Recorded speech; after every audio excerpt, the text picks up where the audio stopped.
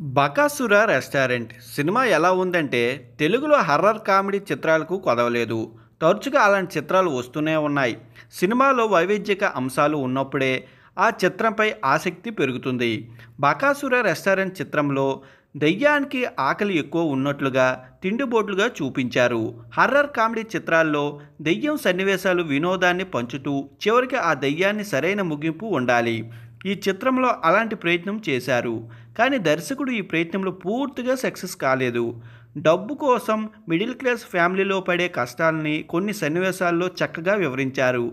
Hero డబ్బు సంపాదించుకోవడం కోసం గోస్ట్ వీడియోలు మొదలుపెట్టి సన్నివేశాలు ఆసక్తిగా ఉంటాయి.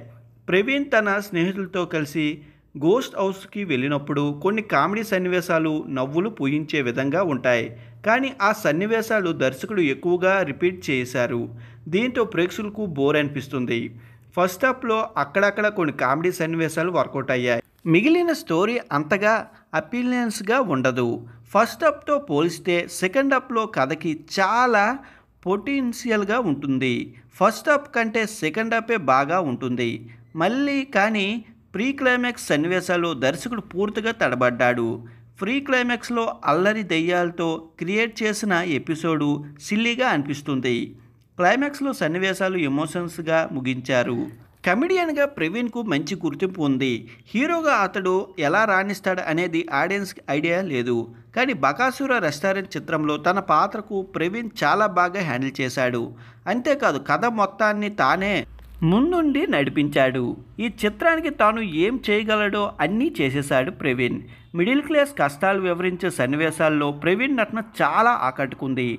ప్రవీణ్ లుక్ కూడా న్యాచురల్గానే ఉంది. ఇక వైవవర్షత తక్కువ సమయం కనిపించినంతసేపు బాగానే చేశాడు. వీరి తర్వాత ఈ చిత్రంలో హైలైట్ అయింది ప్రణి. తాను పోషించిన అంచిబాబు పాత్రలో ప్రవీణ్ చక్కగా ఒదిగిపోయాడు.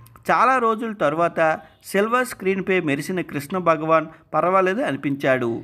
హీరోయిన్ పాత్రకైతే అంత ప్రాధాన్యత లేదు అనిపించింది. Director SA Shiva Bakasura restaurant కథ కోసం ఎంచుకున్న పాయింట్ బాగుంది. హర్రర్ కామెడీ అంశాలు బ్యాలెన్స్ చేయాలని ప్రయత్నించాడు. కానీ కొన్ని సన్నివేశాలు ఏమాత్రం వర్కౌట్ కాలేదు. వైవహర్ష పాత్ర ఇంకా బలంగా ఉంటే కథకి ప్లస్ అయ్యేదేమో. స్టోరీ నెమ్మదిగా సాగడం కూడా మరొక మైనస్. బకాసుర రెస్టారెంట్ చిత్రంలోని కథ అంతగా టేస్టీగా లేదు. హర్రర్ కామెడీ చిత్రాలు అమితంగా ఇష్టపడేవారు మాత్రమే తక్కువ అంచనాలతో చూడొచ్చు. సినిమా అయితే ఒకసారి చూడొచ్చు. చూసేయండి మరి.